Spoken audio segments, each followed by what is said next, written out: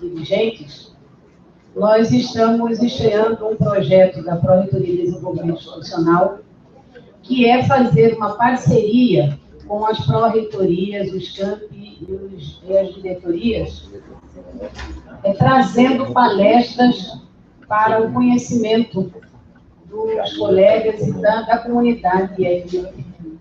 E hoje nós vamos dar início a esse projeto com a presença do professor Aristeu e da professora Eliane, do Ministério da Ciência e Tecnologia. Eles estarão conosco nos atualizando de leis e de uma plataforma, onde é de extrema utilidade, muito interessante para os institutos federais e para o Instituto Federal do Mato Grosso, que hoje trabalha de uma forma bastante acelerada a inovação tecnológica. Eu vou pedir que a professora Valquíria apresente os nossos palestrantes e que o professor Bispo dê as boas-vindas.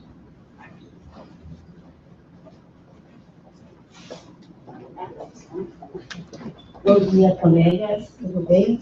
Para mim é um grande privilégio ter você, Eliana, ter você, Aristeu, aqui conosco. E, colegas, a apresentação da professora Eliana Emediato, que é a coordenadora de gestão tecnológica do NCTI e coordenadora do ProInova, do Programa de Mobilização e Sensibilização para a Inovação do NCTI. Ela veio para fazer o lançamento da plataforma ITEC, algo que esperávamos o ano de 2015 todo, inclusive fazia parte das ações do Núcleo de Inovação do IFMT. Sabemos que várias capitais já houveram esse lançamento, então nós colocamos agora Cuiabá no rol de capitais que realmente receberam a plataforma. E o professor Aristeu, que vem com uma missão de nos falar sobre incentivos fiscais, falar da Lei do Bem. Professor Aristeu Gomes Tinins, ele é coordenador de incentivo ao desenvolvimento do NCTI. Então, para a gente é um privilégio ter vocês do NCTI aqui conosco, colegas diretores e colegas servidores, obrigada pela presença. Isso daí para a gente é de grande valia. Aqui nós temos todos os servidores da reitoria e todos os diretores dos campos, que levarão essa reunião, essa palestra, para todos os campos que temos. Nós temos o campus Confresa, que fica a 1.200 quilômetros de Cuiabá. Então, assim, em termos de Cuiabá, se a comunicação e a informação já é precária, imagina a 1.200 quilômetros daqui. Então, nós temos a oportunidade de falar para todo o Mato Grosso aqui nesse ambiente. Ok? Então, eu quero realmente agradecer a presença de todos e passar para o professor Bispo fazer a leitura e a política.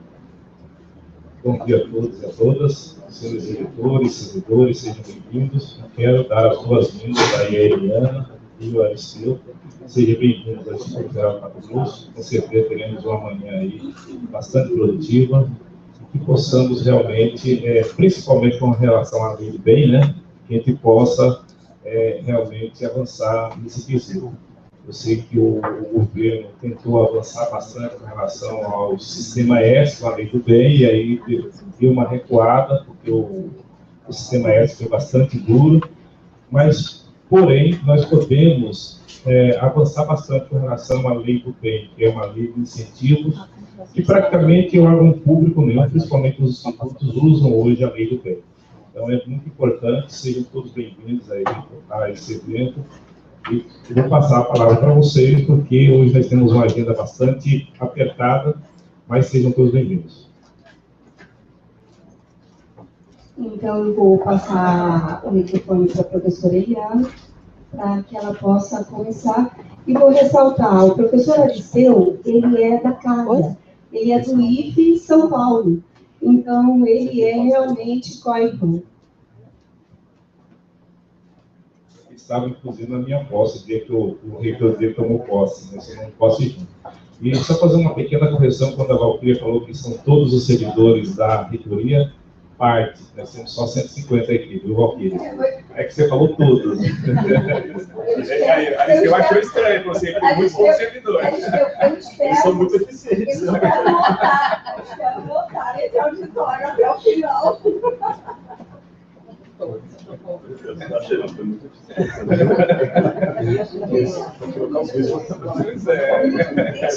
Deixa assim. Não, é que eu estou olhando onde é que eu vou ficar aqui. Fique à vontade. Você quer que eu faça? Não, eu faço. Obrigada. Bom dia a todos.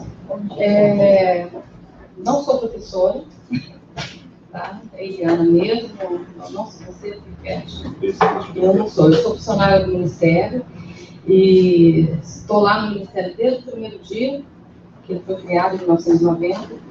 E, então, se alguém quiser fazer alguma pergunta, fique bem à vontade. É uma apresentação informal e pode me chamar de Eliana. Eu sei que no ambiente vocês chamam todo mundo de professores, né? Mas, para mim, não sou professora mesmo. Olha só. Obrigada. Bem, a plataforma ITEC, né, que foi o objetivo do convite para a gente apresentar, foi um instrumento que nós criamos no Ministério esse ano, para que a gente possa fazer um encontro de demandas e ofertas, demandas e soluções tecnológicas. É uma plataforma de utilização bem simples, ela está na internet, e a ideia é que que vocês conheçam, que vocês possam divulgar essa plataforma para todo o ambiente, em especial empresas e institutos de pesquisa. São as instituições que desenvolvem tecnologia. Então, qual foi a ideia da gente fazer a plataforma?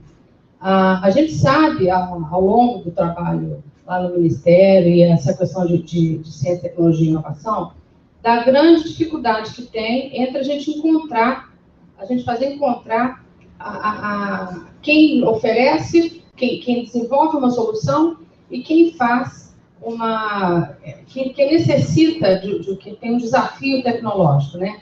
Você fazer esse encontro da empresa com os institutos de pesquisa.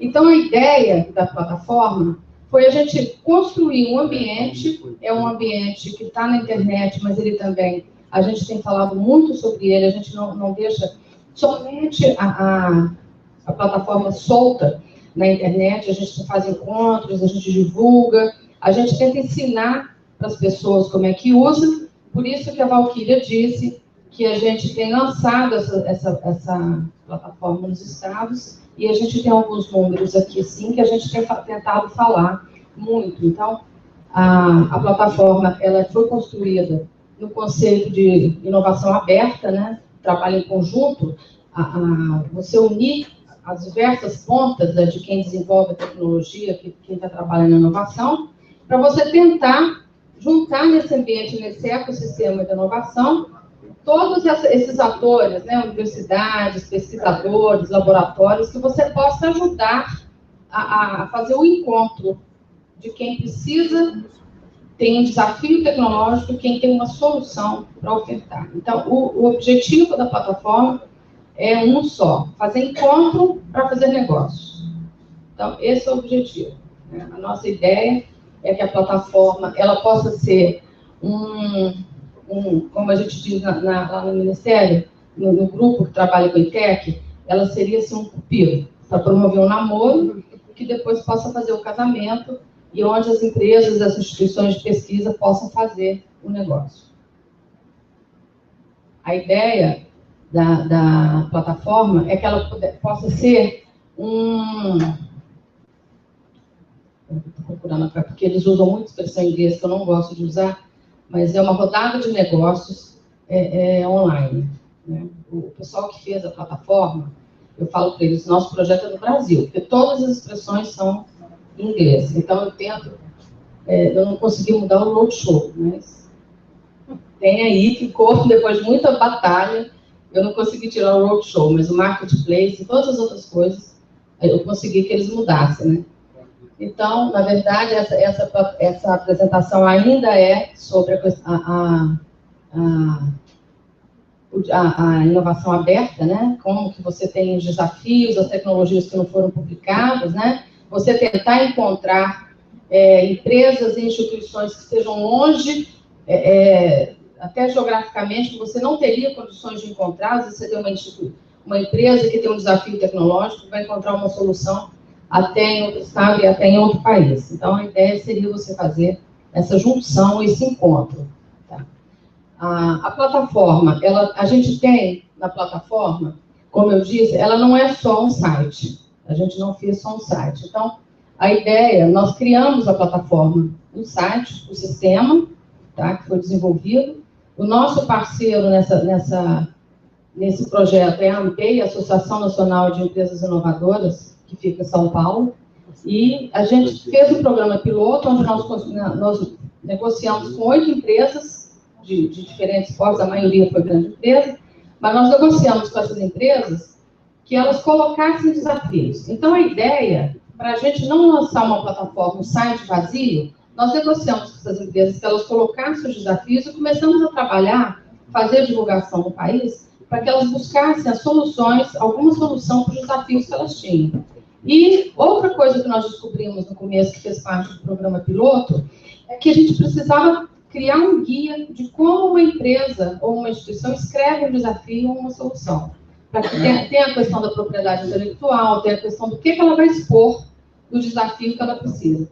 Então, nesse projeto piloto, nós fizemos a plataforma na internet, fizemos um programa piloto que ele durou de janeiro até abril, e nós fizemos nesse período esses roadshows, que são eventos como esses aqui, que a gente fala da plataforma, a gente discute, a gente apresenta, e a gente tenta criar um efeito multiplicador para que cada um possa divulgar mais a plataforma e que possa ser mais utilizada. Fizemos um encontro em abril de desse ano, que a gente fez um encontro em São Paulo, onde lá nós levamos todos esses atores que possam favorecer. Foi uma grande rodada de negócios que nós fizemos, onde a gente fizemos um ambiente que a gente possa favorecer o negócio. Então, a gente tinha lá empresas de consultoria para ensinar a fazer o desafio, escrever a solução, o que é uma solução tecnológica, o que é um desafio tecnológico.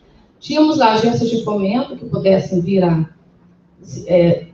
tinha o BNDES, FINEP, tinha a FAPESP, nós fizemos esse evento em São Paulo, para que pudesse dizer como é que você pode financiar o seu projeto.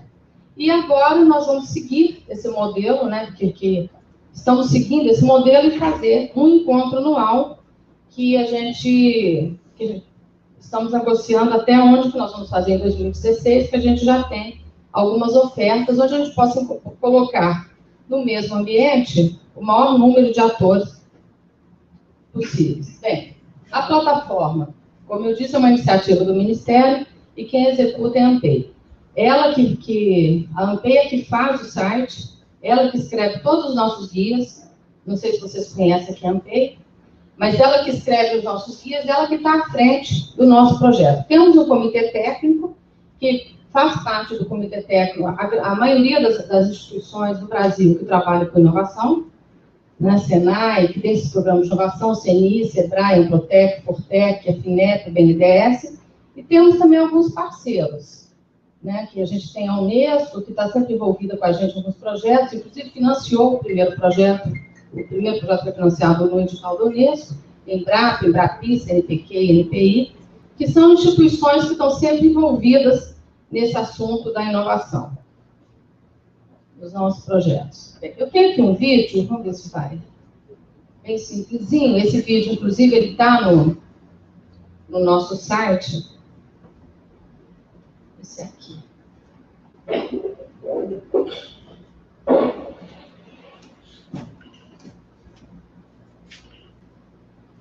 Ele está sem o som? Não, né? O ITEC é uma plataforma para promover a inovação aberta com o propósito de reunir grandes empresas e parceiros com conhecimento de fronteira. É um ambiente de colaboração e parceria para acelerar o desenvolvimento tecnológico de forma prática, assertiva e confiável. O sistema promove inovação aberta por desafios. Empresas com problemas reais de inovação lançam desafios de seus projetos, enquanto outras organizações, sejam outras empresas ou instituições de ciência e tecnologia, o impacto do primeiro encontro entre os atores que posteriormente poderão firmar a parceria que quiserem, seja licenciamento, compra de tecnologia ou ainda desenvolvimento em conjunto.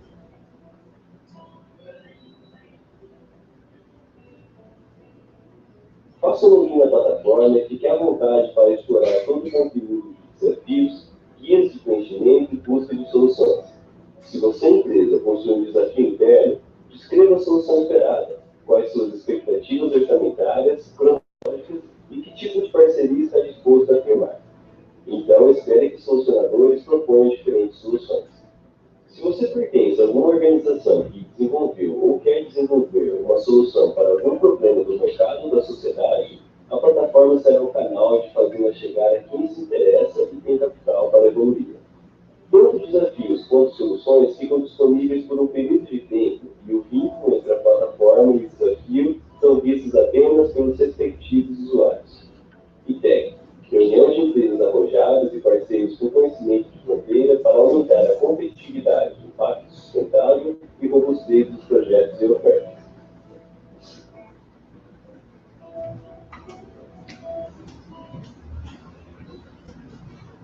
Bem, como eu tinha dito, a plataforma, ela é nós tentamos fazer esse site, esse projeto, da forma mais simples possível. Então, o que acontece? Para entrar no site, na plataforma, é preciso fazer um cadastro, né? E esse cadastro precisa ter um CNPJ. A pessoa física, ela não é o foco do ITEC. O foco do ITEC é uma empresa, uma instituição, uma organização que possa vir a fazer o negócio. Então, o que a gente... O pesquisador, o inventor, ele tem que estar vinculado a alguma instituição. Por quê? Porque a ideia, como eu disse, a gente vai promover um encontro, né? E a gente quer que logo saia um casamento, um negócio. Então, deixa que eles se encontrem. E o investigador, o pesquisador, o inventor, normalmente ele tem essa dificuldade de que as empresas, elas contratem uma pessoa física. Então, o primeiro passo é fazer o cadastro lá no site. O site tem essa aparência aqui, da plataforma ITEC, plataformaitec.com.br. Por exemplo, com o CNPJ, várias pessoas podem se cadastrar. Então, com o CNPJ do Ministério, todo mundo lá no Ministério que queira se cadastrar, isso pode acontecer aqui com a organização de vocês. Então, precisa ser um CNPJ para cada pessoa. Então, lá em cima, né, onde está ali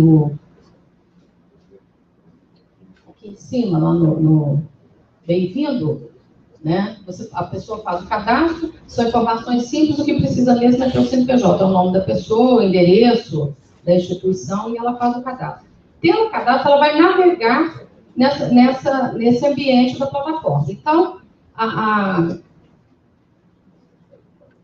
tem a parte de como o tutorial, né, que explica o que é a plataforma, que é isso que vocês já viram aqui, que é o vídeo que explica o que são desafios tecnológicos, o que são soluções tecnológicas, quem pode participar, qual é o tipo do problema que a empresa ou a instituição tem. Você tem, por exemplo, a gente tem exemplos que nós já descobrimos, a Embrapa, por exemplo, ela é uma empresa que produz soluções tecnológicas.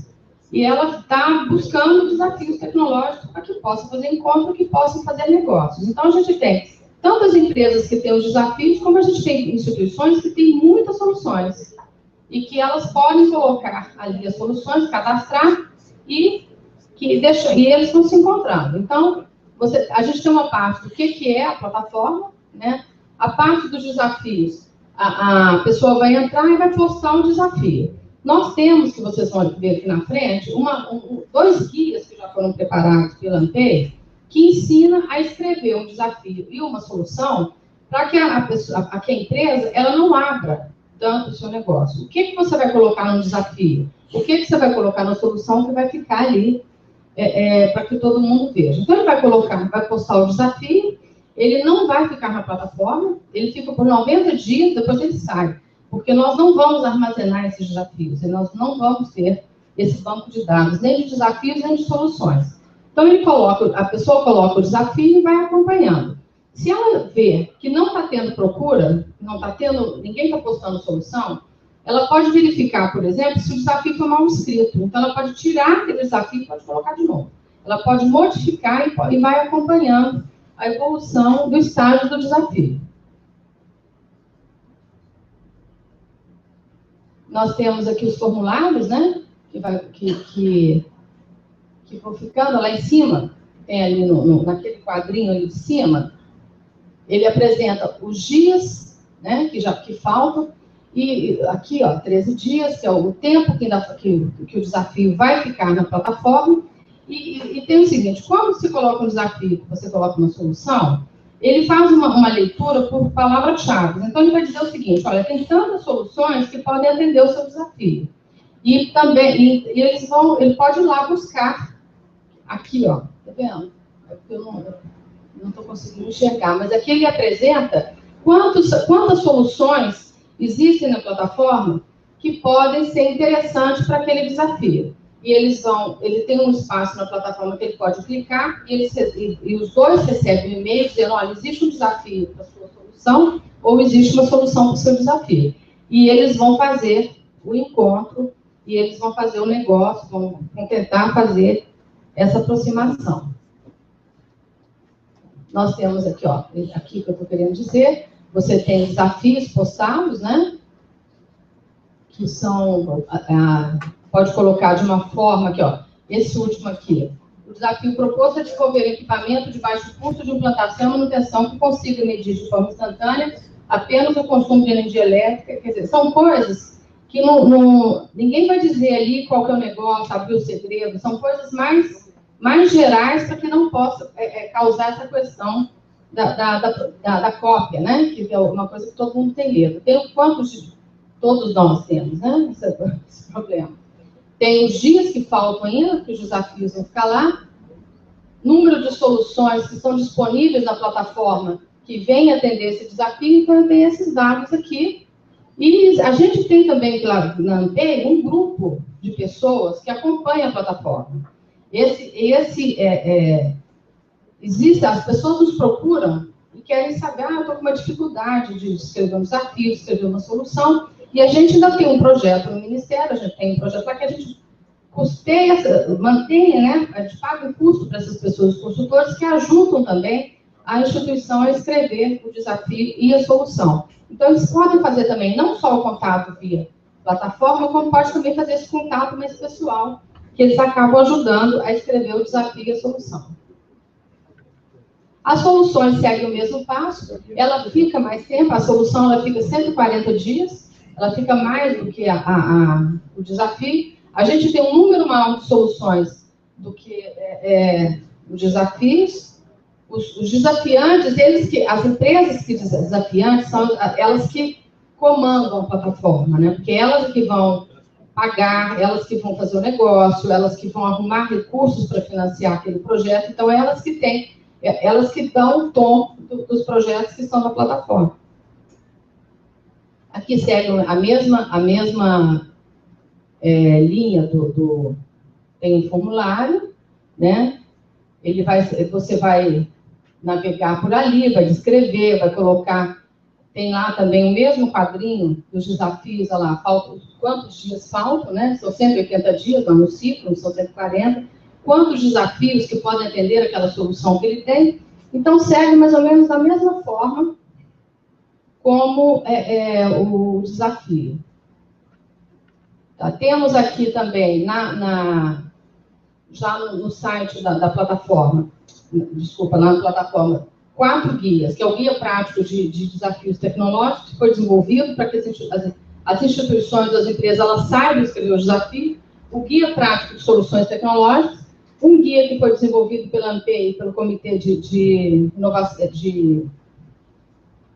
Universidade e Empresa da ANPEI, que é o Guia Prático de Boas Práticas, que também a gente achou que tem a ver esse assunto, que pode ajudar as instituições, e também pode ser testado um simulador de incentivos fiscais e de programas, que também foi desenvolvido pela ANPEI, e que ajuda muito as instituições a encontrar aonde tem apoio para os instrumentos de fomento no Brasil. Então, essas são as informações que nós colocamos à disposição do usuário. esses desafios, essa lâmpada aqui, são os desafios que hoje estão aí, né? Tem o Boticário, tem ali. Aí tem uma outra coisa que pode ser. A empresa ou a instituição, ela pode dizer ou não quem ela é. Então, nós temos desafios abertos e desafios fechados. Então, por exemplo, nós temos aquele primeiro que ainda está em vigência do Boticário, mas a gente tem também ali 3 trabalhos que ninguém informou. Eles não querem nem dizer quem são eles, né? Caso tenha um encontro, caso encontre alguma solução, é que eles vão se identificar. Então, isso é uma opção de quem vai colocar o desafio. Ele pode dizer quem é, ele pode não dizer quem é, ele pode dizer que tem dinheiro para financiar, ele pode não dizer, isso é uma opção de quem vai fazer o desafio. Às vezes, a gente tem empresas que têm dinheiro para financiar, porque ela não precisa ela não precisa de ter financiamento público, não precisa de buscar dinheiro no BNDES, na FINEP, etc. A gente tem aqui, são outros desafios que ainda estão aqui. Também aqui, ó, 2 se identificaram, 2 não. Eles vão, caso encontrem algum desafio, alguma solução, eles vão se encontrar e vão conversar. E vão, se possível, fazer um negócio, que é o que a gente tanto espera, né? Essas aqui são as páginas, né, que para navegar, onde pode digitar, é só um exemplo. E tem também aqui na última, né, que são as afinidades, que é onde que eles buscam, né, que a plataforma ela busca essa afinidade por palavra-chave, e pode também, como eu disse, ter aquele encontro por e-mail. E às vezes também, por exemplo, eu lá no Ministério, eu já fiz alguns encontros, fiz assim, eu já até promovi alguns encontros, porque às vezes uma empresa liga para a gente, eu gostaria de ter um contato, eu postei um desafio, postei uma solução, e a gente liga para a equipe, e a equipe acaba fazendo esse encontro. Tá? Se vai fazer o negócio, a gente não tem esse poder, e também não temos o recurso, o Ministério, ele não promete, nem garante o recurso, né? A gente faz a divulgação, nós trouxemos a essas instituições de fomento, as empresas, as instituições que financiam para o comitê técnico, para eles conhecerem, mas nós não fazemos a promessa e não temos o recurso para financiar. Por exemplo, é só uma pergunta. Às vezes, não a solução pronta, mas, por exemplo, se você tem uma ideia para resolver aquele desafio, também existe essa possibilidade de financiar uma pesquisa para isso ou não? A solução tem que estar pronta. Olha, a solução vai depender do desafio. Do desafio. Por exemplo, a plataforma não é um anúncio. Ela não é um anúncio, não é um lugar que você vai anunciar. Eu tenho um produto, eu quero fazer um anúncio de um produto, de uma ideia. Não é. Mas, dependendo, a ideia vai depender se o desafiante vai querer financiar aquela ideia. Mas você já tem que ter pelo menos os passos, entendeu? Por isso é que a gente não está trabalhando ainda, e não sei se a gente... Nós temos uma experiência com o pessoal do Paraná, que eles estão trabalhando com inventores. Nós não sei se nós vamos ficar só... Eu acredito que a gente vai continuar só com o CNPJ. Porque o que a gente quer é que a coisa seja mais rápida. Agora, tem que ver se a empresa vai querer financiar esse passo. Porque eu vejo assim, por exemplo, apareceu ali, né, reutilização de resíduo de fundição na construção civil. Nossa, é maravilhoso utilizar isso dentro do concreto para melhorar várias características dele, não tem dúvida. Só que nós que somos instituições de ensino, nós temos também muita limitação em recursos para pesquisa. Então, eu vejo que o Brasil precisa, que as empresas aqui no Brasil, elas precisam também fazer a parte delas para financiar as pesquisas. Então, se a gente tem, obviamente, que a gente já proporia uma metodologia, um projeto, né? Olha, eu acredito que vai dar para ser usado assim, assado, e vai melhorar tais e tais funções para esse tipo de uso. Mas isso eu queria saber se essas empresas estão dispostas também a fazer parte da pesquisa, se existe essa possibilidade ou não. Bem, isso aí só elas vão poder dizer, né? Porque nós também, a gente gostaria muito que elas financiassem e fizessem essa parte delas, né? A parte que eles cabem nessa questão da inovação. A plataforma, inclusive, ela tem esse objetivo, ela trazer as empresas para esse ambiente, né? Não ficar só, tem que ter incentivo do governo, porque cada dia o recurso está menor, entendeu? não tem tanto dinheiro para financiar projetos, vocês sabem disso mais do que a gente, né? Então, mas tem empresas que já... A gente teve na fase piloto um desafio da Embraer que já colocava lá o valor para ir financiar. Ela própria já tinha colocado que era um projeto, que era um desafio tal, e ela tinha tanto para aquilo. Essa é uma pergunta que eu não sei te responder se elas vão financiar. Eu não sei te responder nem se vai dar um negócio onde é que ela vai conseguir o dinheiro. O que nós estamos discutindo agora, que tem nas nossas conversas, tem acontecido muito essa pergunta. E quantos negócios já foram feitos? Bem, essa é uma resposta sim. A gente não sabe ainda quantos negócios foram feitos, porque a plataforma é muito nova. Nós não criamos, no começo, um mecanismo para acompanhar os negócios. Então, a gente está agora trabalhando nessa questão de acompanhar, porque isso para a gente é muito importante. E a gente ficou sabendo também que esse negócio, ele pode durar 1 mês até 2 anos. A gente tem um desafio da Bosch, que ela está negociando com uma empresa, que ela fala para a gente que pode ficar negociando juntos até que tudo deve ser essa questão que você está colocando. Você tem que finalizar o processo de pesquisa, o processo de desenvolvimento.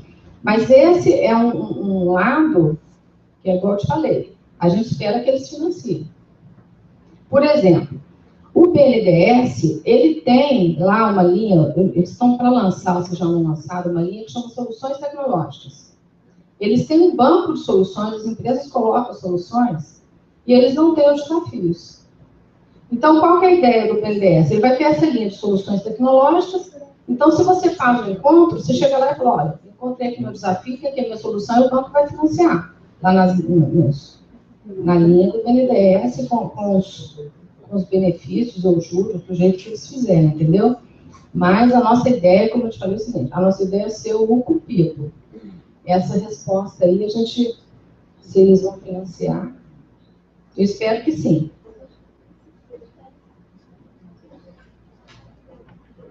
Bem, nós fizemos o que aconteceu com a plataforma? A gente fez uma plataforma assim, bem humildezinha, bem simples, e ela teve uma repercussão muito maior do que a gente imaginava. Para nossa surpresa, boa, positiva, todo mundo gostou da plataforma, várias instituições se interessaram, a gente então acabou fazendo um lançamento oficial lá. Ali a gente tem o nosso ministro anterior, o Aldo Rebelo, e o presidente Dampei, que está de gravata vermelha, que foram os dois que lançaram a plataforma na época, em março, quando ela foi lançada. Qual que é a nossa situação da plataforma hoje? Como a Valquíria falou, nós fizemos a parte inicial, eu acho que é quando eu mudo de posição aqui, na parte inicial, nós fizemos 14 roadshows fazendo parte do projeto piloto. Então, nós andamos por 14 capitais, naquela época, que nós tínhamos o recurso para aquele recurso. Fora isso, nós temos feito outras visitas a outras capitais, não só capitais, como a gente tem ido, por exemplo, já fomos para Sorocaba, já fomos para algumas... o pessoal de São Paulo, Dampei, que tem ido muito às cidades ali do interior. Lá em Brasília mesmo, a gente, por exemplo, eu já fui em universidades particulares, que tem a Católica, que tem uma agência de inovação, então a gente tem falado muito para públicos específicos da plataforma. Então, a nossa divulgação, ela continua, por exemplo, lá em Porto Alegre, eu até falei com a Valquíria hoje, eu fui para falar para um evento de 50, 60 pessoas, para falar do ITEC, tinha 1000 pessoas, né? Eu tive um susto enorme quando eu cheguei lá com os 50 folders, eu tinha 1000 pessoas lá para falar. Então, a gente está falando, as pessoas continuam usando, então a gente tem esse hoje, qual que é a nossa situação de março até agora. Nós tivemos 90 desafios postados, de mais ou menos 30 empresas. Isso mostra que as empresas, uma empresa coloca mais de um desafio. Então, a gente está meio que centrado em menos empresas colocando desafio. Não são tantas empresas que colocam desafios. As soluções, elas vêm, por exemplo, 450 soluções postadas de 187 empresas ou instituições. Então, a gente tem mais instituições produzindo soluções do que desafios. Mais de 500 notificações de encontros virtuais. Aquela notificação de encontro virtual, como eu digo, que a própria plataforma faz por palavra-chave. Né? 3.200 afinidades, né, que são que a ferramenta produz, né? E a visualização na página oscila, dependendo da nossa divulgação, ela sobe mais, ela desce, mas ela continua com uma média boa de cerca de 180 mil visualizações da página. Né? Nós fizemos também uma outra possibilidade que nós criamos, porque o nosso encontro que nós fizemos lá em São Paulo, ele foi um evento muito interessante, porque nós fizemos ele um evento amplo, não tinha paredes, era uma sala bem grande, e nós colocamos nesse ambiente vários tipos de atores. Então, a gente tinha empresas, a gente tinha solucionadores, desafiadores, tinha governo, tinha INPI, tinha banco, tinha empresa de consultoria, todo mundo que nós imaginamos que pudesse ajudar a fazer um encontro, para fazer um negócio, a gente colocou lá. Então, era um espaço grande, com uma grande mesa de comida, de coffee break e almoço, ninguém saiu dali o dia inteiro, e foi um evento que surtiu um efeito muito grande, porque ele realmente, só nesse evento lá, nós tínhamos um espaço para fazer reuniões, só reuniões registradas, nós tínhamos 180 reuniões, de todos os tipos, empresas com empresas, estúdio de pesquisa com empresa, então foi um evento muito bom. E o que nós resolvemos fazer? Esse evento é um evento caro, ele não foi um evento barato, foi um evento de 2 dias, onde tinha um espaço muito bonito, com muita iluminação, ele foi um evento bem produzido, e não tinha, a gente não deixava a pessoa sair de lá. Ele tinha tudo para a pessoa sair de lá, não é que ela ficava trancada, né? Então, por exemplo, nós fizemos atrativos para que eles ficassem lá. Então, a gente tinha café da manhã, a gente tinha almoço e tal. Então, o que nós fizemos também? Nós criamos um mini-evento. Então, a gente criou um modelo do mini-evento, né, que para o pessoal da MB é pocket. Mas para mim é um mini-evento, né, que eu falei que eu estou tentando abrasileirar o nosso projeto. Que é a ideia da gente fazer um evento num evento de alguém. Então, se vocês têm um grande evento, né, esse evento nós testamos na conferência também, que foi feita em Recife, que tinha lá todo esse ecossistema da inovação, estava lá. Empresas, universidades, institutos de pesquisa, consultoria, estava todo mundo lá. Então, nós fizemos um mini evento lá, foi um evento de meio-dia, onde nós levamos empresas que apresentaram desafios, empresas que apresentaram soluções, e a gente seguiu mais ou menos o mesmo esquema do grande evento, né? Também com aquele espaço, com mesinhas, pouco lugar para o pessoal ficar ouvindo, mais lugar para o pessoal se encontrar. E a gente também tem essa possibilidade de fazer o nosso evento em algum evento que já esteja acontecendo, que queira fazer, propor um evento desse tipo, a gente pode levar esse evento lá. Bem, essa aqui, como eu falei, é o nosso site. Quem quiser entrar, vocês podem anotar, essa apresentação, inclusive, vai ficar aqui. E esses aí são os nossos parceiros, tá? Aqui tem meu e-mail, alguém que quiser tirar alguma dúvida, pode me escrever. Vou perguntar agora.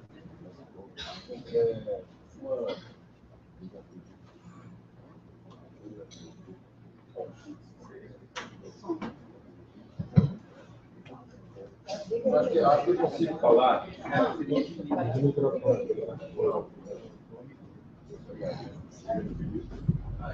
Bom, gente, primeiro, parabenizar a Prodim, o NIT, né, por essa iniciativa tão importante. Parabenizar também a Eliana, do Ministério, né, Ciência, Tecnologia e Inovação. Agora, algumas dúvidas. Eu sei que vocês, por exemplo, precisam do CNPJ, né? Tanto o desafiante quanto o desafio e a solução. Ambos precisam do CNPJ. Precisa. Certo. A concretização do negócio aí vai depender, porque se for uma instituição pública, às vezes, a preocupação da gente é assim, às vezes demora os trâmites burocráticos que a solução deixa de ser uma inovação, porque o tempo já se passou. Então, acho que talvez, não sei se outras instituições já tivessem problema, quando se trata de uma instituição pública. Outra coisa, eu vi lá, São 90 desafios, 450 soluções e 100, naquele exemplo, naquela tempo, né? 187 instituições. Eu sei que não é a finalidade de vocês, mas dá para... quantos negócios, de fato, se efetivaram? Isso não dá para saber. Olha, eu perguntei antes de vir para cá, que a plataforma é desse ano, né? E nós temos 8 somente que estão em fase final de negociação. Tá. É isso, então. 8. Certo. Essa foi uma resposta que eu tive anteontem. Sim. Então, isso talvez pegue na questão da... Eu imagino que uma empresa que desafia, porque ela precisa de uma solução, às vezes até com uma certa urgência. E às vezes a solução vem, mas às vezes, pelo fato de ser CNPJ envolver uma instituição pública, às vezes... Olha, ela seria mais lenta se fosse do pesquisador, porque a empresa ela não vai contratar uma pessoa física. A empresa ela não vai contratar uma pessoa física para desenvolver, ela vai contratar uma empresa. Nós fizemos isso não porque a gente achou isso, não. A gente fez isso porque as empresas falaram isso para a gente. Então, antes da gente fazer a plataforma, a gente discutiu muito isso com as empresas lá da ANTEI. Então, a ideia do CNPJ é porque a empresa não vai trabalhar com o inventor. Isso aí eles nos disseram. A questão do órgão público é um problema da nossa lei, né? Então, isso aí a gente também não tem como solucionar. Por exemplo, o Ministério do Planejamento procurou a gente. Eles queriam que usar a plataforma para fazer... Eles têm um programa lá que chama... Eu esqueci o nome, Desafia Brasil, uma coisa assim, que é assim... A pessoa aqui em Cuiabá descobriu um problema, uma forma de resolver o problema da rede de esgoto. Aí, eu nem sabia que isso existia. Aí ela pega e manda isso para o Palácio Planalto. Falou, eu sou inventora, eu fiz aqui uma peça que vai resolver o problema do esgoto do Brasil. Aí o Palácio Planalto manda para o Ministério do Planejamento, que não sabe o que fazer com aquilo. Por quê? Porque ele é uma pessoa física, e se fosse uma empresa, ele também só poderia contratar se fizesse uma licitação. Entendeu? Aí, ele falou, bem, eu vou fazer a plataforma, e aí o Ministério, aí as cidades também, e as escolas, elas também têm os desafios. Aí tem uma cidade que pensa assim, nossa, eu estou precisando de um problema para resolver o meu problema do meu esgoto. Né? Mas ela nunca vai saber que alguém lá, aqui em Cuiabá, nunca vai saber que alguém lá em Aracaju descobriu isso. Então, você vai usar a plataforma, porque eu vou colocar o meu problema do esgoto, vou achar uma pessoa aqui que resolveu. Só que, na hora do encontro, ele tem a lei 8666, né? E aí? Eu falei, aí tem que ir lá no Congresso, né? Resolver esse problema. Por quê? Aí, o que o Ministério do Planejamento queria? Ele queria usar a plataforma para colocar o desafio, para alguém colocar a solução, para fazer o encontro, mas ele ia ter que trabalhar em cima do edital. E aí, como é que eu vou fazer? A gente não tem como fazer. Se a gente quer acelerar a coisa, que a empresa pague, né? Esse problema, ele foge do nosso mundinho que a plataforma quer, que a gente não tem como fazer isso, entendeu? Talvez precisa de uma conjunção de forças, né? Talvez até do próprio Ministério também. Eu sei que é uma questão que passa pela legislação, mas a gente sempre esbarra nessa questão do tempo. Mas agora é o seguinte, isso aí é aquela coisa maior, né, que paira sobre nós. O nosso pedacinho lá no Ministério é tentar fazer alguma coisa que resolva rapidamente o nosso pequeno problema, o nosso pequeno, em comparação com o mundo, né, o mundo do país, que é a inovação na empresa. Como é que a gente acelera esse processo, como é que a empresa se envolve nessa questão da inovação, e que, como ela diz, foi você que disse, que a empresa também ela arque com esse custo também, né? Essa questão, todo mundo levava lá para a gente. São duas coisas que ninguém ainda levantou, que talvez ele possa falar, que é a questão da propriedade intelectual. É o que todo mundo pergunta. E a outra questão. Essa questão aí, ela está muito acima do nosso espaço.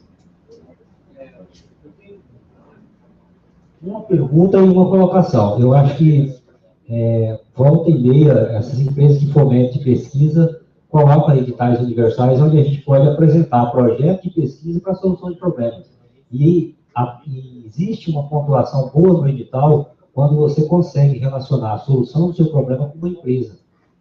Então, eu acho que isso é uma das possibilidades de conseguir recursos para entrar nisso aqui e talvez dar um pouco maior vulto aí. A outra é a sugestão que eu tenho para vocês, me desculpe, humildemente eu quero dar essa sugestão, mas é o próprio MCTI ou algum órgão de fomento do governo colocar edital específico para a solução, para recursos, né, para pesquisadores, para a solução desse tipo de problema, que exatamente linkado com essa plataforma. Então, colocar um edital com recursos para pesquisa, para a solução desse tipo de problema. Eu não sei se já foi pensado. Já foi pensado. A gente já foi pensado, inclusive, que a gente discutiu, foi uma sugestão de uma pessoa da FINEP, que eles têm lá na FINEP pessoas, grupos lá que trabalham com assuntos específicos. Então, por exemplo, essa sugestão que você deu, ela veio para a pessoa que trabalha na área de petróleo e gás. Que eles têm lá vários projetos que são desafios e vários projetos que são soluções. Que ele realmente também já pensou nisso. Só que agora a gente está no período sem dinheiro, você sabe disso. Não deixa o dinheiro aparecer, quem sabe? O que a gente pode fazer? Qual?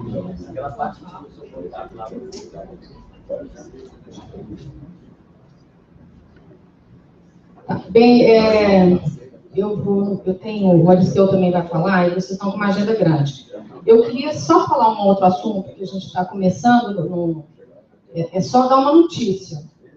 Eu não vou falar do projeto, mas é o seguinte, nós estamos começando a trabalhar esse ano, que depois esse assunto pode chegar aqui no futuro, vocês vão falar, naquele dia falou isso lá.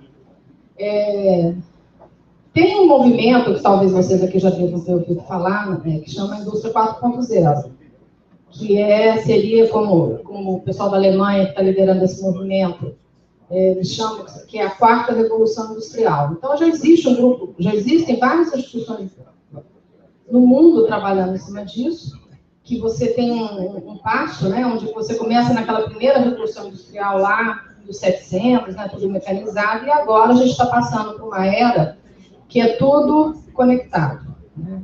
É a internet das cores, são testes virtuais, e uma capacitação focada para esse tipo de coisa, e nós fomos, assim, surpreendidos lá no Ministério, esse ano, onde nós fomos procurados pela Harvard Business Review para fazer uma apresentação sobre a indústria 4.0, e a gente ainda não estava ainda trabalhando nesse assunto. Bem, nós estamos montando um programa, tá? Lá na nossa... Na verdade, quem está coordenando isso sou eu mesma, nós fizemos um grupo lá em Brasília, e nós já temos várias instituições no Brasil que estão trabalhando nessa linha. Já existem projetos no Brasil, surpreendentemente, como a gente não sabia de nada, nós estamos numa fase de prospecção, e a gente já tem várias empresas e instituições no Brasil trabalhando nisso. São testes virtuais, máquinas que falam com máquina, essa coisa do futuro, que a gente acha que não chegou, mas que ele está aqui, né, na nossa mão, né, o dia inteiro. A gente está vivendo a indústria do futuro e não está produzindo essa indústria. E a Alemanha está liderando esse processo, os Estados Unidos vêm atrás, a gente já viu um vídeo na penúltima reunião que eu fui do Obama, fazendo um discurso político, e ele olha para uma pessoa e fala assim, e a Alemanha está coordenando isso. Assim, quase que incrédulo, né? Que como a Alemanha, não os Estados Unidos. E ele olha para uma pessoa que a gente não sabe quem é e fala, e a Alemanha está liderando. Quem diz, resolve esse problema, né? E lá no Ministério, a gente meio que passou por esse problema, né? O secretário foi chamado para fazer uma apresentação sobre a indústria 4.0 e a gente não sabia o que ele tinha que falar, né? Como que ele dizia aí? O que eu vou falar? Então, a gente está correndo atrás. O ano que vem, nós já montamos um grupo de várias instituições, tem empresas no Brasil, por exemplo, a fábrica da Jeep, em Recife, que é a Fiat, né? Ela toda montada nesse esquema. Ela funciona toda dessa forma. Todo os testes são virtuais, ela já está toda no futuro. A gente já tem trabalhos na agricultura com vans, né? Que já ficam, aqueles irrigadores que já estão sendo coordenados. Eu já vi apresentação de pessoal de cortador de cana no interior de São Paulo, né? Que já fica lá passando a mão na frente do computador, e tudo no virtual, coisa que a gente acha que ainda está no futuro, mas que ele está por aqui já, pertinho da gente. Então, a gente está montando uma estratégia lá no Ministério, a gente vai começar o ano que vem, a gente já está com um projeto, que o ano que vem a gente vai começar a discutir esse assunto no Brasil. A gente está na fase agora de identificação das experiências, se vocês estiverem aqui em Mato Grosso. Eu sei que na parte de agricultura, no Paraná, já tem muita gente trabalhando nisso. Se vocês puderem, se tiverem alguma informação para nos passar disso, que a gente já sabe que por aí são experiências que a gente está começando a identificar, que a gente gostaria, caso vocês tenham algum projeto, conheçam alguma experiência, que já passe para a gente, que já tem muita gente trabalhando nesse assunto no Brasil, e agora a gente está tentando definir uma estratégia para a gente trabalhar nesse assunto aqui agora. Então, queria agradecer, e eu vou passar aqui o microfone para a Valquíria, agradecer a oportunidade. É a primeira vez que eu venho aqui em Cuiabá, não conhecia. Fiquei muito feliz ontem que eu tive uma recepção calorosa aqui, né, Valquíria? Eu me senti tão sozinha aqui. E qualquer dúvida, vocês podem me ligar ou mandar um e-mail. Ok? Muito obrigada.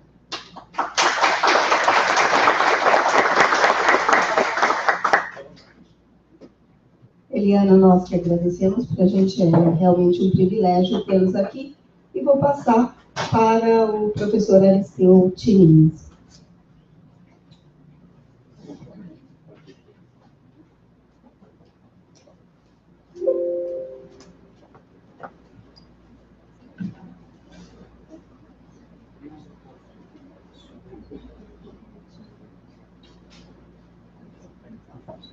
Bom dia a todos. Foi com uma satisfação que eu recebi o convite para vir aqui o IFMT. Né? Era um dos institutos que eu ainda não conhecia, muito embora eu já conheça o bispo há um tempo, né? Desde a época do primeiro mandato dele aqui como reitor. Então, fiquei muito contente de estar aqui e vou tentar passar para vocês alguma coisa a respeito de incentivos fiscais. Antes de começar, eu vou falar um pouquinho também da estrutura do Ministério. Né? Quando eu cheguei no Ministério da Tecnologia a primeira vez, na questão de uns 15 anos atrás, como professor pesquisador, fui atrás de orçamento, tá? Para alguns projetos de pesquisa que a gente tinha.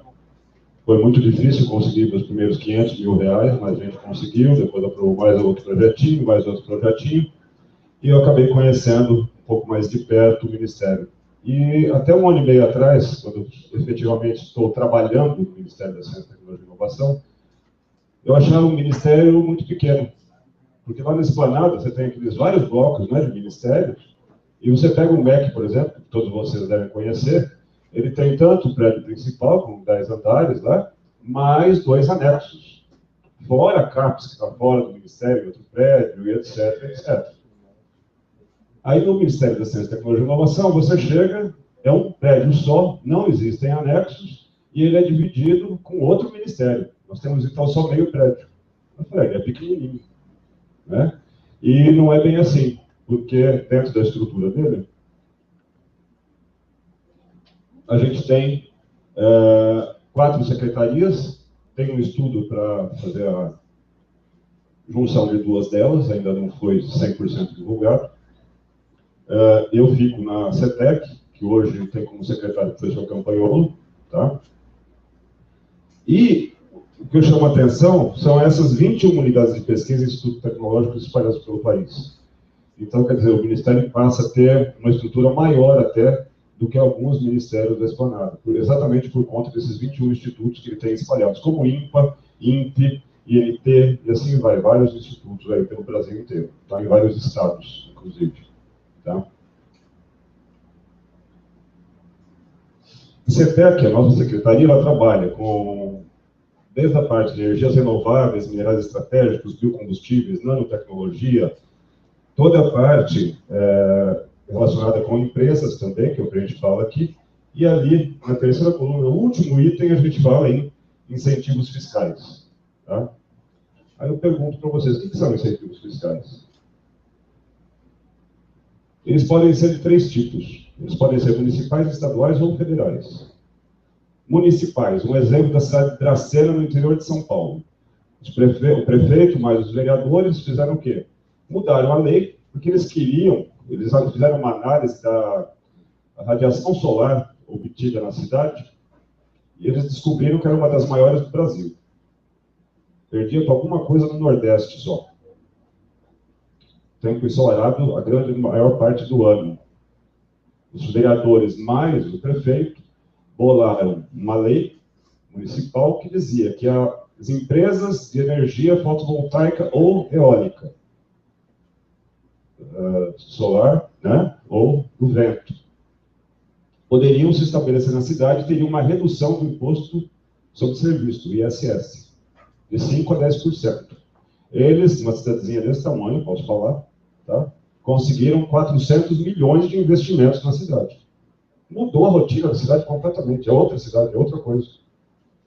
Né? Trouxe um monte de mão de obra de fora, capacitou os moradores lá da cidade, e hoje tem um parque industrial à disposição. Tá? Então, o comércio melhora, toda a parte indireta, né, acaba melhorando. Incentivos estaduais. Aí você tem o ICMS, tá? Que isso aí vai para o município, entre outros impostos que o governo estadual te cobra, ou cobra das empresas. Então, se você tem uma redução de pagamento desse imposto, a empresa vai querer se estabelecer ali. Só que ela tem que cumprir sempre uma meta, né? No caso lá de Dracena, a empresa tinha que investir na cidade e construir alguma coisa na cidade para poder ter um incentivo, por um determinado tempo. O Estado é a mesma coisa. E o governo federal tem alguns incentivos fiscais. Temos a lei da informática, que é o que cuida é a CEPIM, tá? É uma outra secretaria. Temos a lei do bem, que eu falo um pouquinho dela hoje. Temos também o programa Inovar Alto, que eu vou falar um pouquinho deles para vocês aqui. E temos também incentivos regionais. Isso está sob a minha coordenação no Ministério. Tá? Fora outros incentivos. Parece que é besteira, é uma coisa chata. Eu garanto para vocês que eu cheguei no Ministério da Ciência, Tecnologia e Inovação, foi em setembro do ano passado, e eu não apostava que empresa investiria em pesquisa no Brasil. Eu achava que empresa só queria ganhar dinheiro, ter lucro e acabou. Essa é a visão do pesquisador, do professor. Não, o cara quer só incentivo fiscal e conversa, fiado.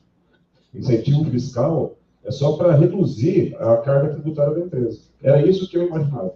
Com pouquíssimas exceções. Eu conhecia, por exemplo, quando eu fiz lá meu doutorado, fiz em plantas medicinais, né?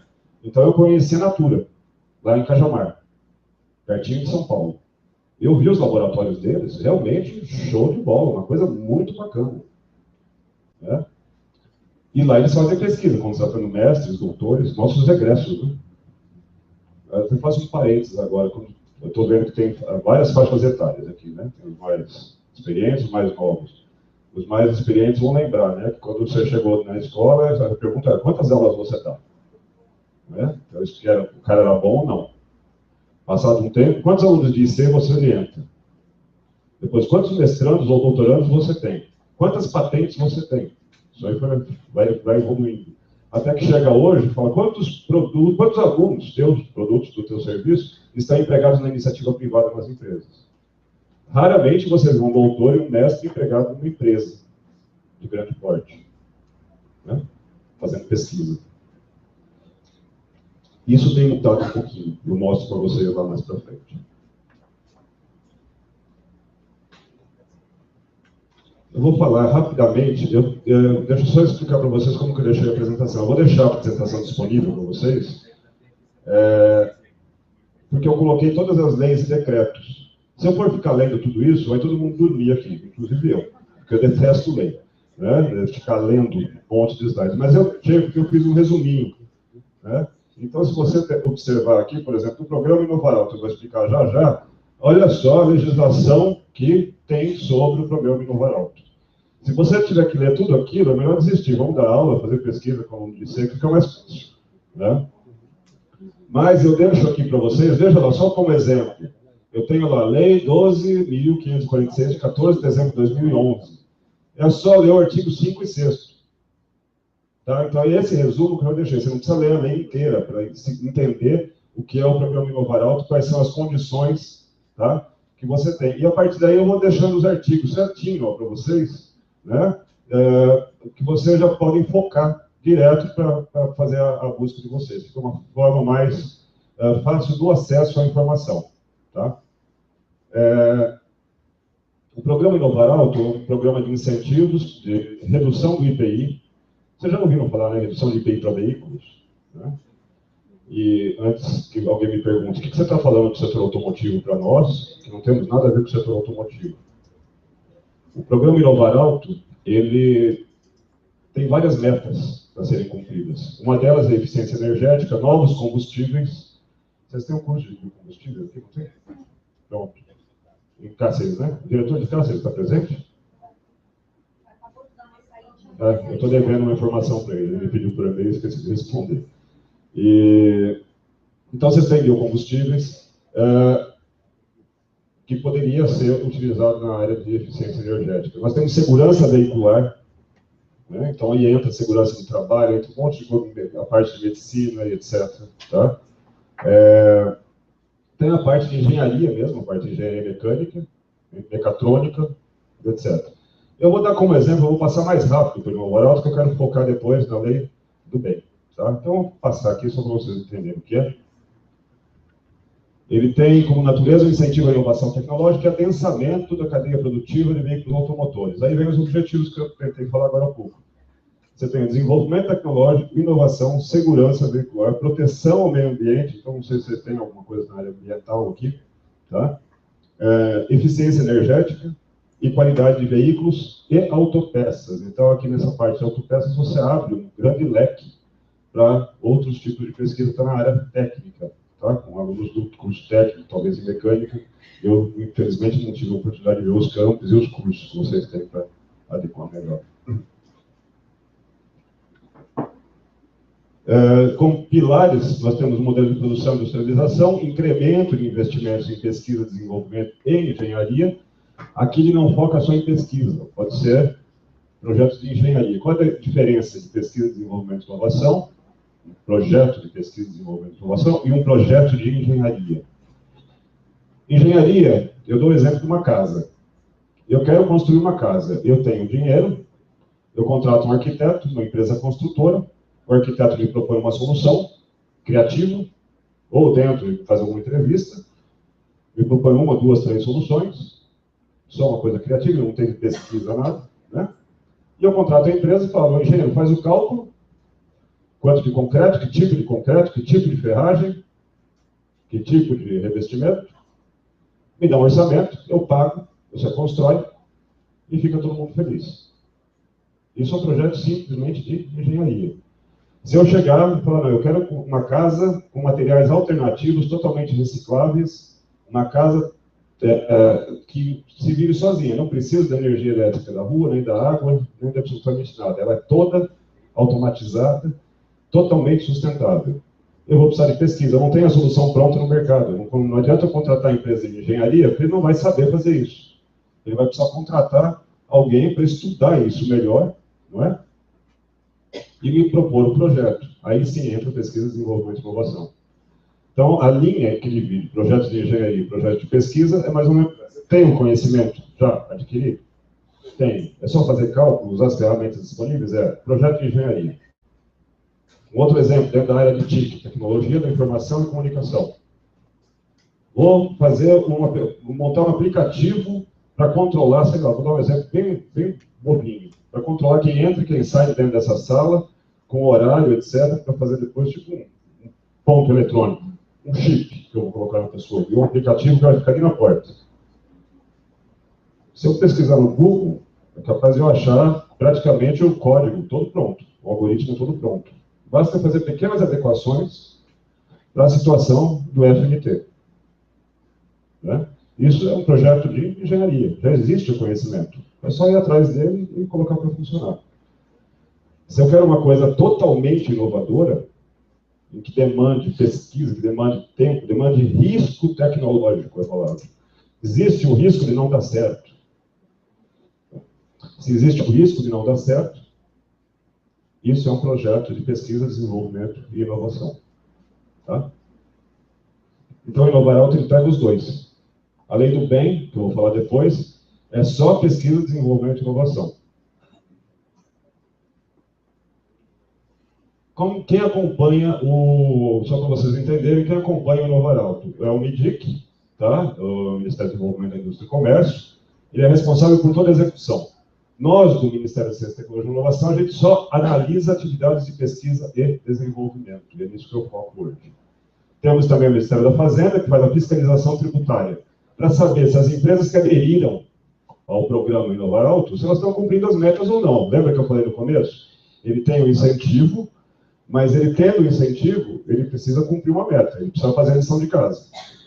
Quem que fiscaliza isso? É a Receita. O Ministério da Ciência, Tecnologia e Inovação fiscaliza o quê? Se está ou não desenvolvendo pesquisa. Tá? E ele solta penalidades, né? Se ele não cumprir as metas, lógico. Aí tem vários tipos de meta, isso eu só deixo para vocês. Aqui só para explicar um pouquinho, as metas que eles obtiveram, por exemplo, investimento em pesquisa, desenvolvimento e inovação, que seria essa parte. Em 2013 para 2014, eles passaram de 0,15% da renda bruta para 0,30% da renda bruta. O que é isso? Quanto as empresas do setor automotivo ou ligadas a ele são obrigadas a investir em pesquisa para ter um incentivo. Agora, 0,15% da renda bruta de uma GM, você imagina que valor que é esse, né?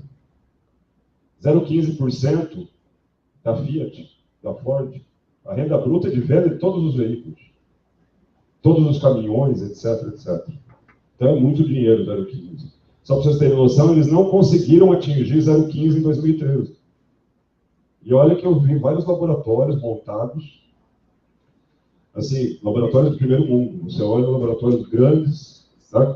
Não tem uma pista de crash test sendo montada, é um investimento muito grande.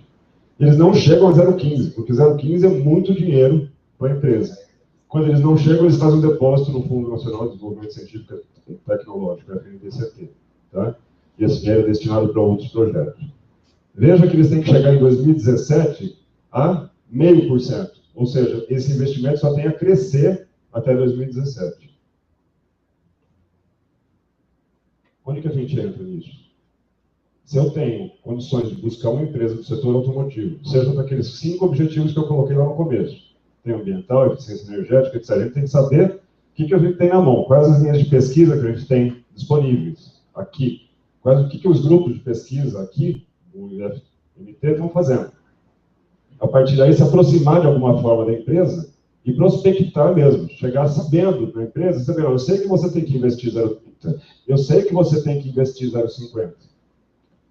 A única coisa que eu vejo chato nisso é que alguns colegas meus professores lá em São Paulo, ou mesmo agora eu estive no IF Goiano, esses dias, tem professores que olham para a gente e falam, mas, professor, eu quero fazer minha pesquisa e dar minhas aulas. Eu vou ter que ir lá conversar com a empresa, vou ter que prospectar isso. Se ele ficar esperando sentado, a empresa vir atrás dele, ele vai continuar sentado. Tá? Não tem como. Então, eu acho que o diferencial nosso, dos institutos federais de uma maneira geral, o mais interessante é que a gente consiga se aproximar das empresas, porque a gente tem a possibilidade de pesquisa aplicada. A gente não faz pesquisa básica com a universidade. Eu tenho artigo meu publicado que está engavetado, lá da época de mestrado. O que adiantou estar lá fazendo aquilo? Né? Tem vários colegas que lá têm 20, 30, 40 artigos publicados, revistas quais A e B. Interessante. O que você fez com isso? Eu estou sendo bem cotado pela CAPES. Só isso. Tá? Agora, nós temos o cunho de pesquisa aplicada na nossa veia. Né? Então, acho que dá para a gente, sim, começar a se aproximar da universidade. Eu falo que se 15% das pessoas que aqui estão presentes se interessarem pelo assunto e 5% forem atrás, eu já fico satisfeito de estar aqui. Né? É um assunto meio delicado, mas apostem nele que dá certo. Eu tenho um amigo, professor do ITA, fez FATEC em São Paulo, lá com o meu irmão, a gente se conhece já há um tempo, estava fazendo pós-doutorado dele no ITA, ele chegou para mim num churrasco, na realidade, parecia, tem uma pessoa de cabelo comprido, né, ela, né, o cabelo comprido, assim, igual dela, parecia um chumaço de cabelo, chacoalhando assim, ele pegou um isqueiro e colocou fogo, deu 2 passos para trás. Aquilo não pegou fogo. Ele tem uma fibra de carbono que não pega fogo, que ele desenvolveu no ITER. Ele procurou uma empresa, ainda não está fechado o negócio, não vou colocar o nome da empresa ainda, tá? E conseguiu um investimento de 15 milhões para montar a empresa dele, uma microempresa, para produzir uma flanelinha. Sabe aquele Perfex que a gente limpa a pia? Aquele azulzinho, né? de cozinha. É uma flanela daquele jeito que foi no teatro e conseguiu fazer uma flanelinha daquela. Então, o que tem a ver aí? Química. E ele juntou com o setor automotivo, uma empresa grande no setor automotivo. De uma ideia do nada, de uma coisa que deu errado lá para ele no laboratório. Tá? Ele conseguiu se aproximar da empresa. E ele está fechando um contrato grande. E o contrato, Sandra, que você me perguntou qual que era, pergunto para Elaine, né? Qual que era a rapidez disso, em 3 meses ele está fechando o negócio. Só que correu atrás. Tá? Isso, ele tem uma empresa via fundação. Tá? Então, aí, como eu estava falando com o bispo, né, é interessante aí uma fundação, desde que seja séria. Né? Tem muita coisa que me interessa. Né? Aqui eu deixo alguns conceitos para vocês que a gente usa na avaliação dos projetos. Até agora eu falei o que é. Tá? Quais eram os incentivos que as empresas precisam ter de metas. Eu falei lá, 0,15, 0,30, 0,50 da renda bruta, que elas precisam investir. Onde elas vão investir? Vendam o seu peixe. Né? Eu tenho um projeto interessante da parte ambiental, procurem empresas do setor automotivo, dá para a gente negociar. Dá para a gente não, eles, né, negociarem com vocês. Aqui eu vou deixar algumas dicas para, depois, quem tiver interesse, escrever os projetos com os conceitos de pesquisa básica dirigida, pesquisa aplicada, não vou ficar lendo isso, não tem lógica, desenvolvimento experimental, tudo isso, vocês vão achar isso nos decretos, na lei. Tá? Então, por isso que eu trago aqui as definições para facilitar, caso alguém queira escrever algum projeto, queira interagir aí com alguma empresa falando do Inovar Alto. Tá? Serviços de apoio técnico, todos esses termos eles constam lá nos decretos e leis. Tá? E aqui agora eu falo como que a gente avalia, lembra que eu falei? A empresa adere ao programa, aderiu ao programa, assume compromisso, vai ganhar um incentivo, precisa prestar conta através do relatório. O Ministério analisa o relatório e aprova ou não. Faz uma visita técnica e aprova as atividades que ali estão ou não.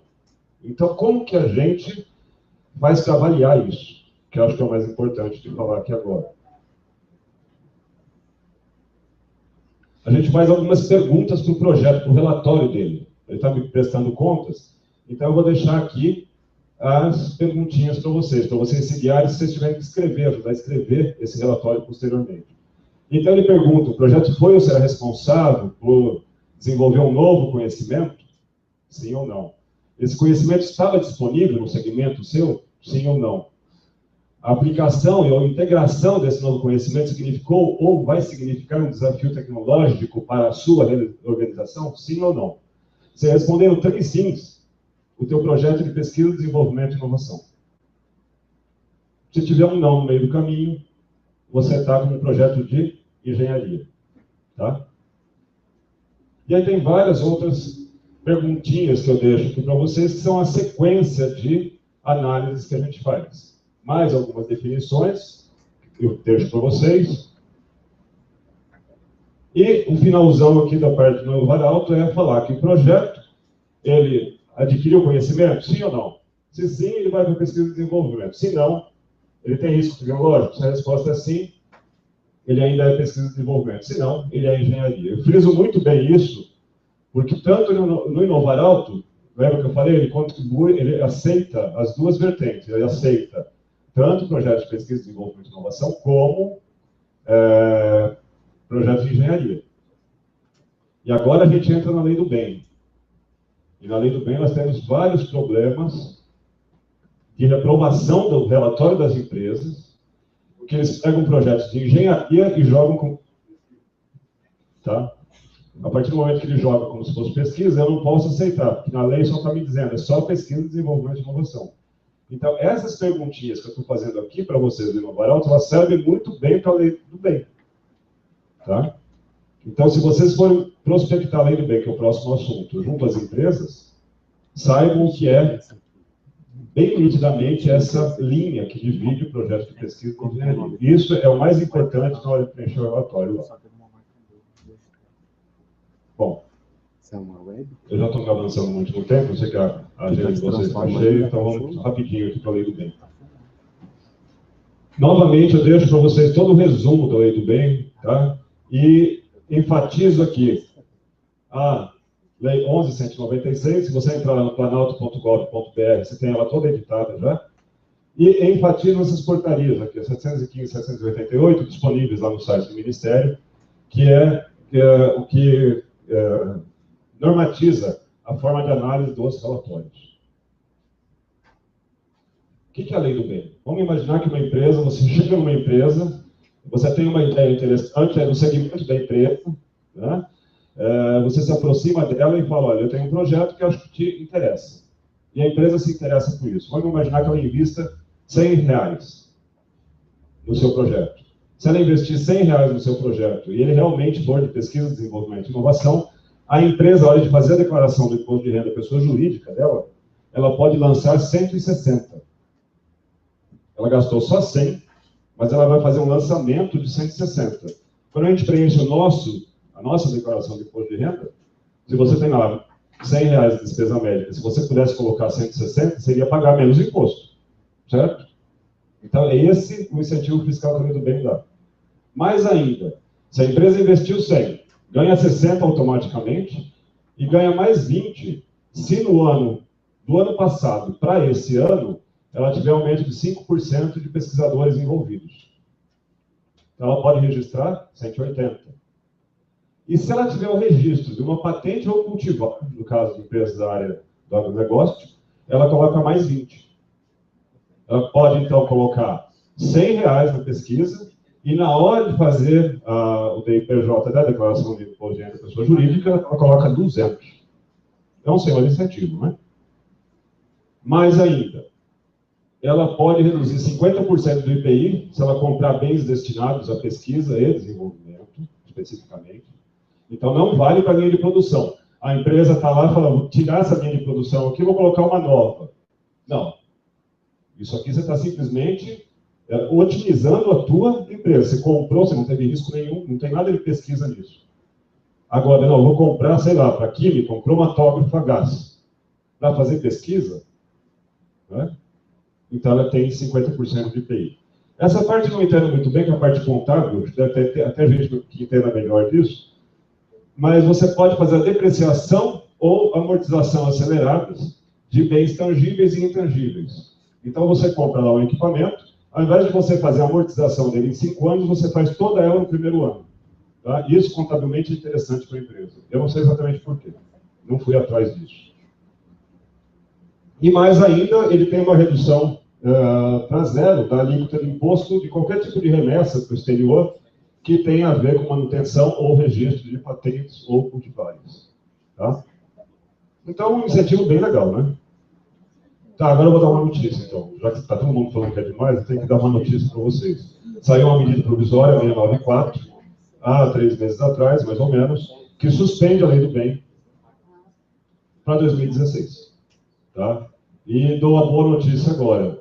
O pessoal da ANPEI, né, que já foi citado aqui agora um pouco mais cedo, o pessoal da ANPEI está fazendo um trabalho muito forte junto aos senadores e deputados. E, pessoalmente, não falando como do Ministério, mas falando com o Aristeu mesmo, eu acho que passa. Eles vão suspender para 2016, porém, todo o investimento que as empresas fizerem em 2016, elas vão poder usar esse benefício em 17, 18 e 19, um terço. Né? E ouvindo as empresas, eu achei interessante, porque as empresas me falaram o seguinte, eu me sinto até mais seguro, porque se eu investir em 2016 e mandar um relatório para o Ministério vai julgar. Se o Ministério aprovar, aí eu tenho um crédito para 17, 18 e 19. Do jeito que é hoje, como que funciona? Eu coloco R$100, eu como empresa, a empresa vai lá e registra 160. No mesmo ano, depois que ela vai submeter o relatório para mim. Entendeu? Vai que a empresa submete o relatório para nós e a gente reprova. Ela já usou incentivo, ela tem uma multa, lembra que eu falei? Tem as penalidades. Aí o que ela tem que fazer? Ela tem que retificar a BIPJ dela lá online. A hora que ela retifica, ela paga 20% de multa, mais a Selic, a taxa Selic.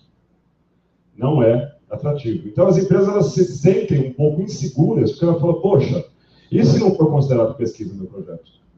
E aí também que a gente entra. Ó. A gente sabe que a pesquisa desenvolve essa inovação. Nós somos professores, nós temos grupos de pesquisa, não é? A gente sabe distinguir o que é engenharia e o que é P&D. Tá? Então a gente já entra para ajudar. Então é uma boa e má notícia.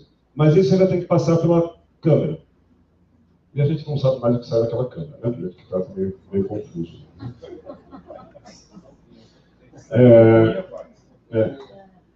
Onde que incide os incentivos da Lei do Bem? Se eu pegar um produto, eu quero desenvolver um produto do zero. Eu tenho que fazer pesquisa de mercado para saber se ele seria ou não aceito. A partir daí, eu vou para a parte do risco tecnológico, depois eu vou para a parte de linha de produção, depois eu comercializo e distribuo, né? Distribuo e comercializo para o mercado. Onde a Lei do Bem atua? Só lá no cantinho esquerdo, ó, pesquisa básica aplicada, desenvolvimento tecnológico ou de protótipo. Tá?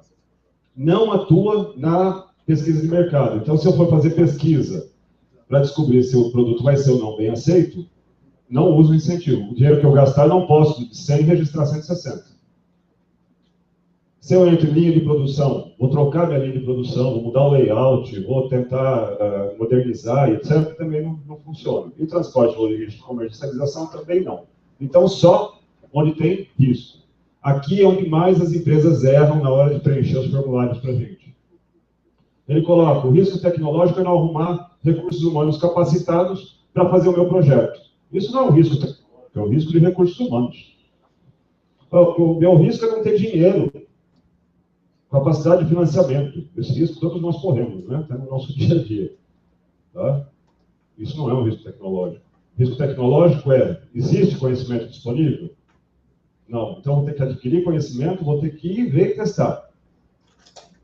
Dá para dar errado o protótipo? Lógico que dá. A grande chance de algum protótipo dar errado, a chance é maior do que o sucesso. Né? Então, a hora que tem risco é onde a lei incentiva. O fluxo das empresas. A empresa desenvolveu pesquisa agora em 2015. Em 2015 ainda está valendo.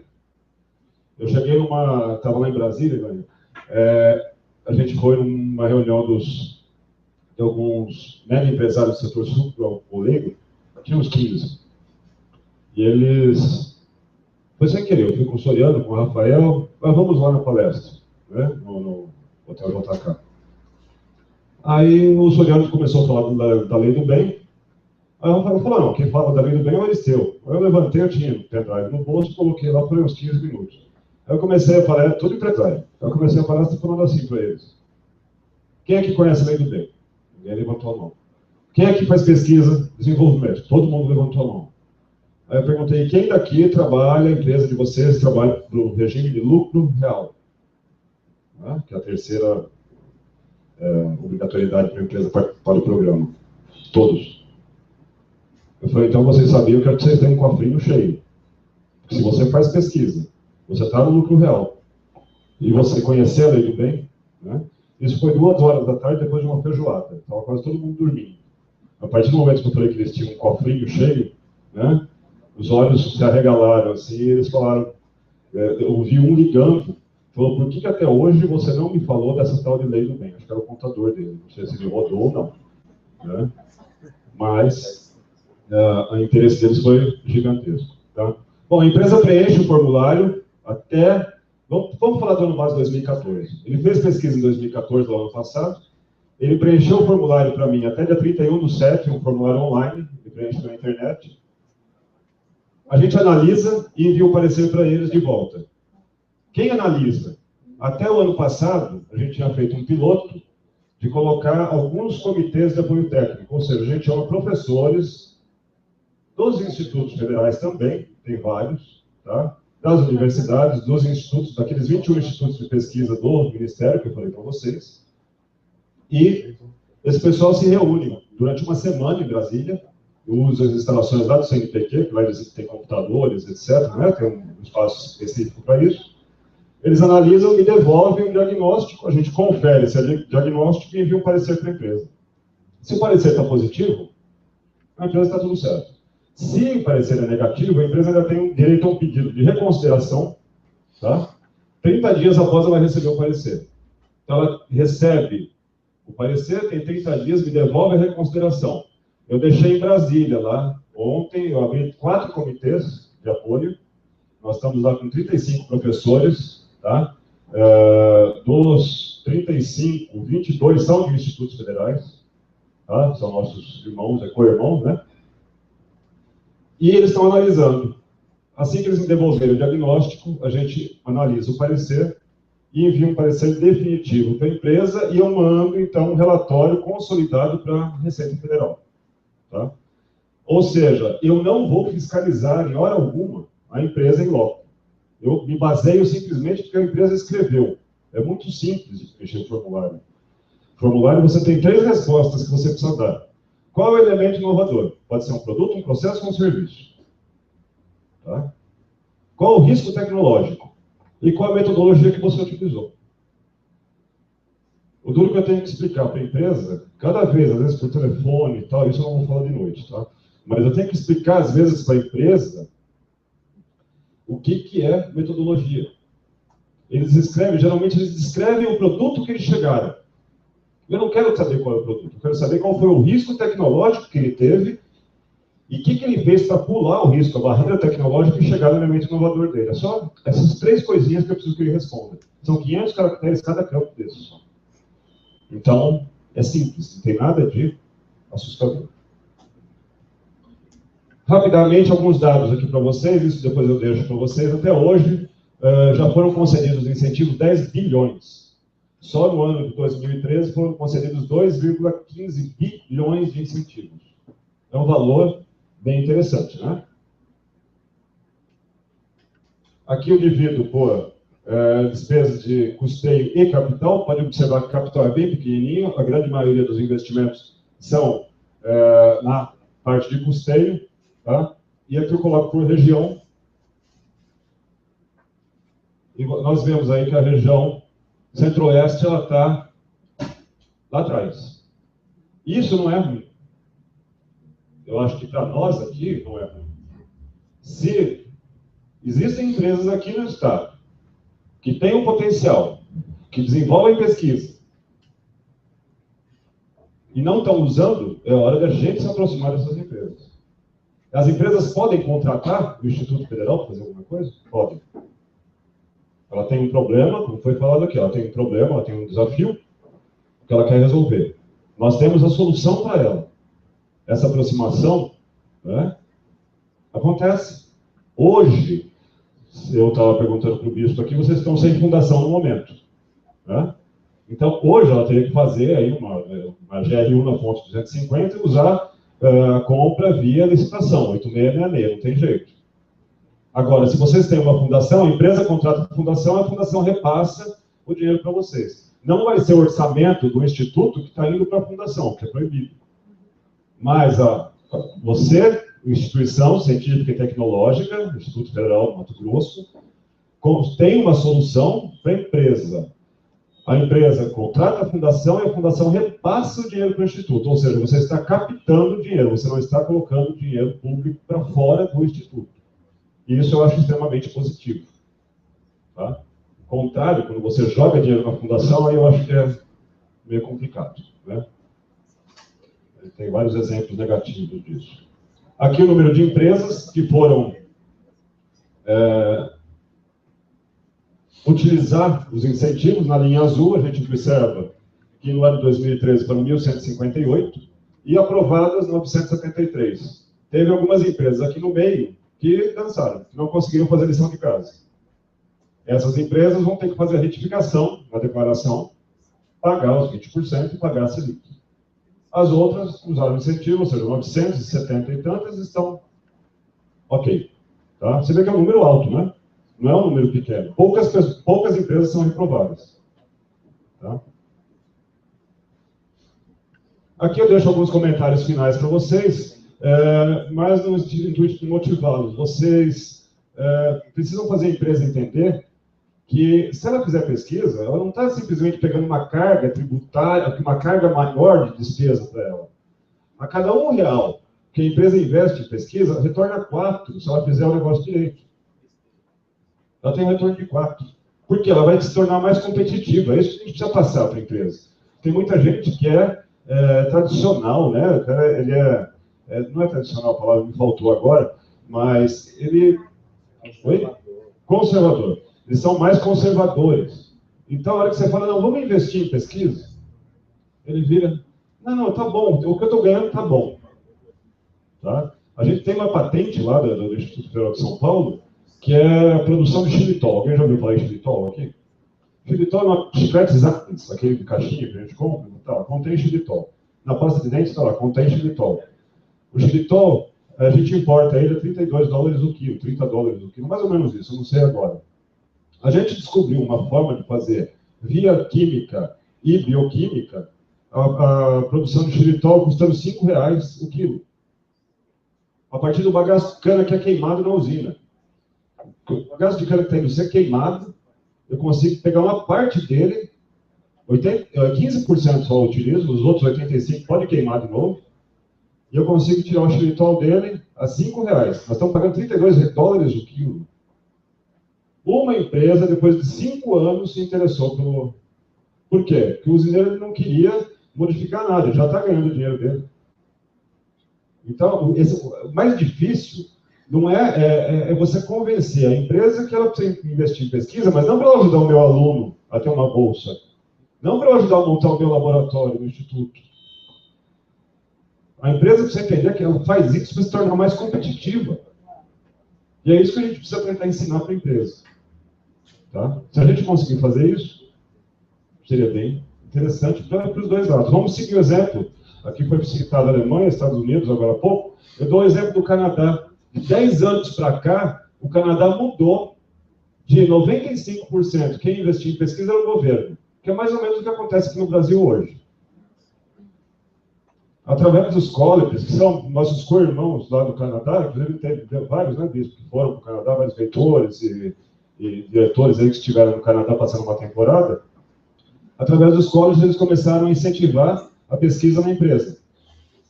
O que aconteceu? Hoje, 70% do investimento de pesquisa do Canadá é a empresa que faz.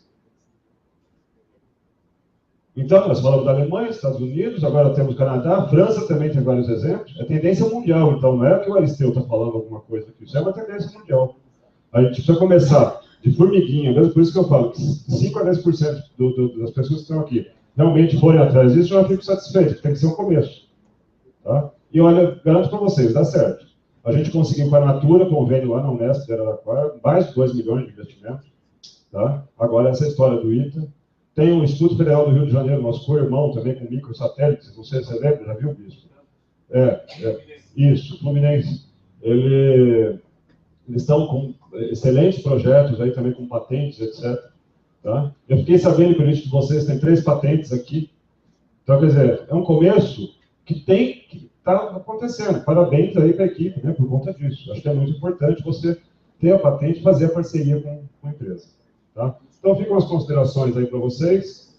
E eu deixo aqui o meu contato, tá? O telefone da minha mesa e meu e-mail direto para vocês entrarem em contato. Eu esqueci todos os meus cartões, então eu peço que anotem o telefone, porque eu estou sem nenhum cartãozinho aqui. Os créditos também vão para o Carlos Alberto de Maneri, que é o nosso coordenador geral, ao Éder, que é o meu substituto, ao Jerônimo e à Juliana, que são nossos assistentes, tá? Que sempre ajudam a gente nessas tabelas que vocês viram, nos gráficos e etc. Tá? Obrigado e eu estou à disposição para perguntas.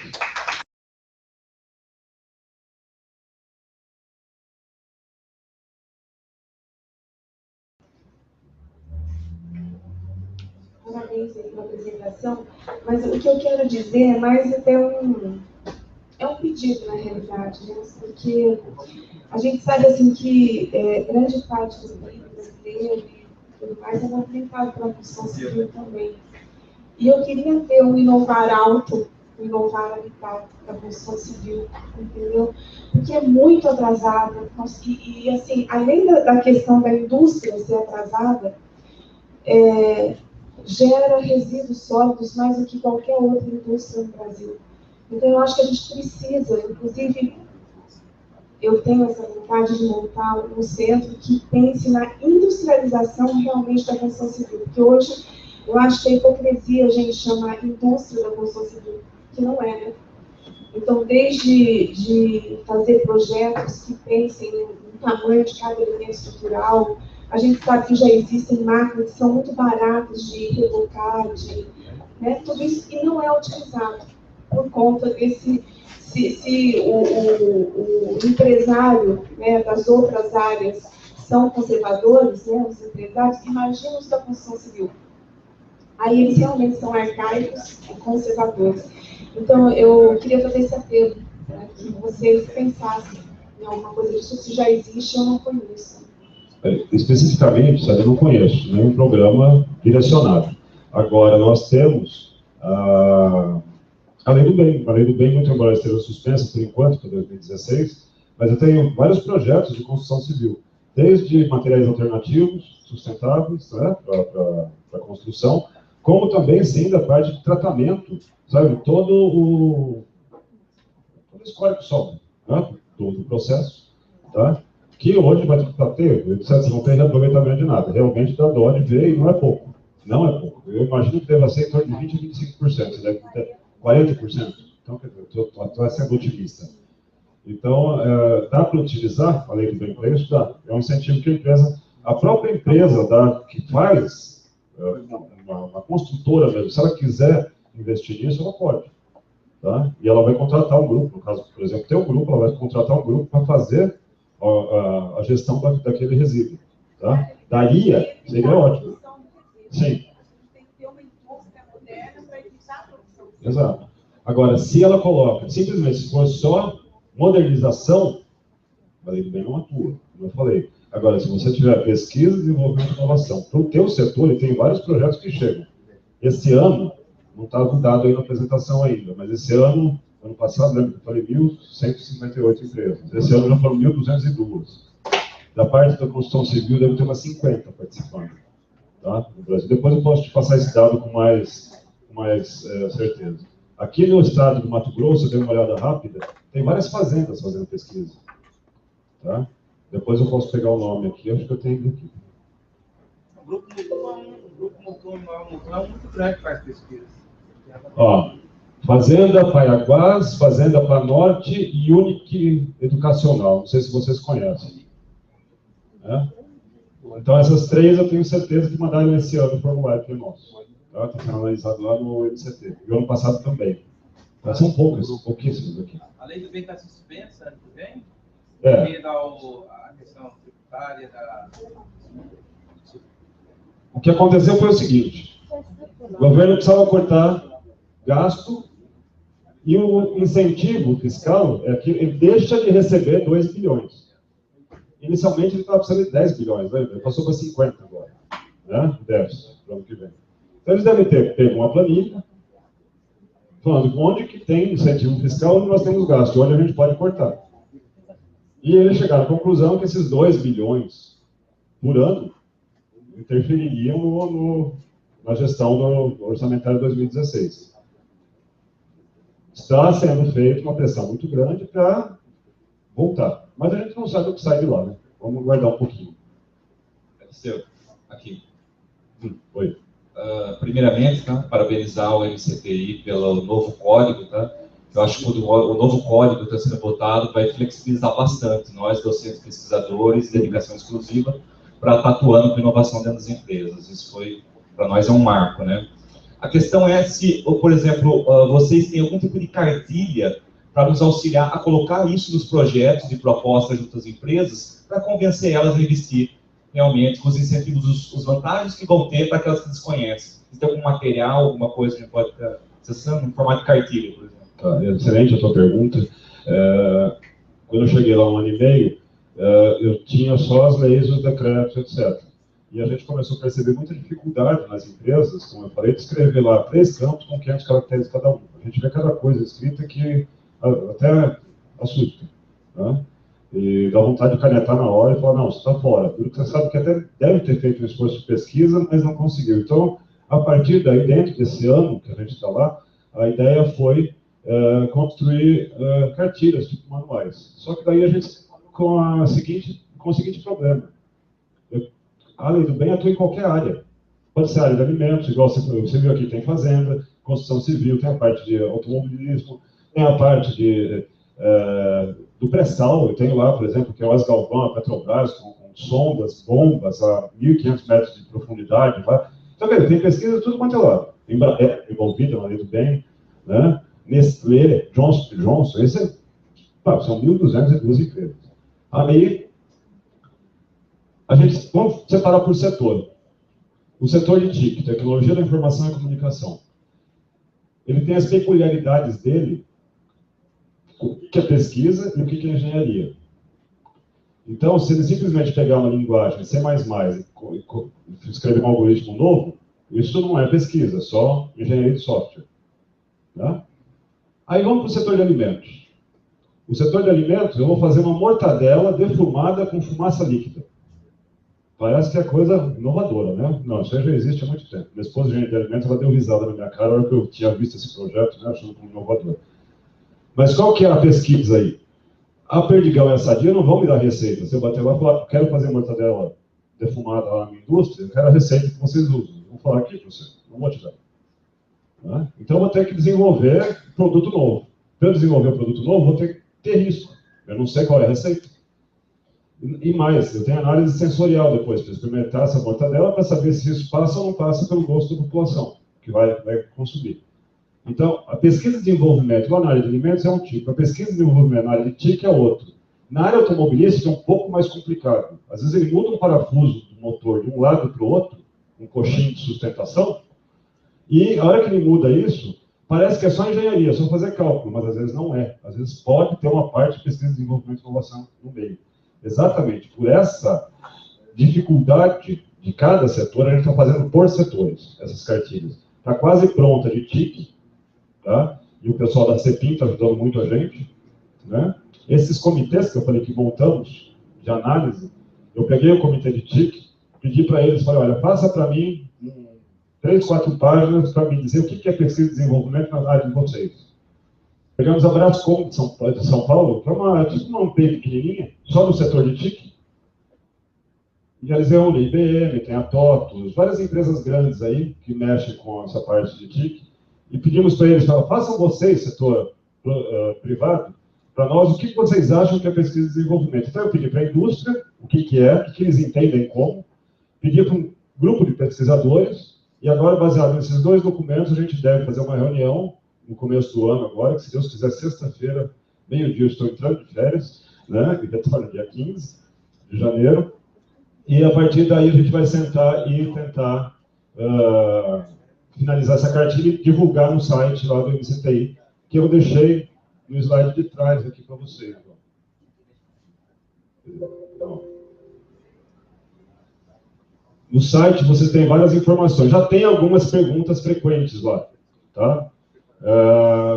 Mas não tem tudo que vocês precisam. A gente está tentando fazer essas cartilhas. Tem uma volta grande, eu acho que responde.